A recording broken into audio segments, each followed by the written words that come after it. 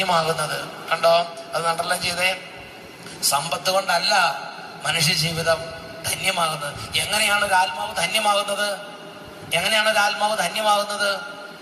ഒരാത്മാവ് ധന്യമാകുന്നത് എൻ്റെ പ്രിയപ്പെട്ട സഹോദരങ്ങളെ, ഇതുപോലെ ഈശോ നമുക്ക് വലിയ തരത്തിലുള്ള ഞെരുക്കങ്ങളും കണ്ണുനീരും അനുവദിക്കുമ്പോൾ, ആ സമയത്ത് നമ്മൾ ഗോതമ്പ് മണി പോലെ ചതഞ്ഞരഞ്ഞില്ലാതാകുന്ന സമയത്ത്, ഗോതമ്പ് മണി പോലെ നമ്മൾ നിലത്ത് വീണ് അഴിയുന്ന സമയത്ത്, ആ സമയത്ത് ദൈവമേ നന്ദി, ദൈവത്തിന് തെറ്റ് പറ്റുകയില്ല, ദൈവം ദോഷമായിട്ടൊന്നും ചെയ്യുകയില്ല. ദൈവം എനിക്കിത് അനുവദിച്ചിട്ടുണ്ടെങ്കിൽ എൻ്റെ ദൈവം എൻ്റെ ആത്മാവിന് സ്വർഗത്തിൽ ഒരുപാട് ഗ്ലോറി, ഒരുപാട് പ്രഭയുള്ള കിരീടങ്ങൾ, ഒരുപാട് മഹത്വം എൻ്റെ ആത്മാവിന് ധന്യത കൂട്ടാൻ വേണ്ടി മാത്രമാണ് എൻ്റെ ദൈവം എനിക്കിത് അനുവദിച്ചിരുന്നത് എന്ന് ദൈവത്തിലുള്ള ശരണം ഏറ്റു പറയണം. എന്നൊക്കെ പറഞ്ഞ് hallelujah, hallelujah, hallelujah, hallelujah, hallelujah, hallelujah.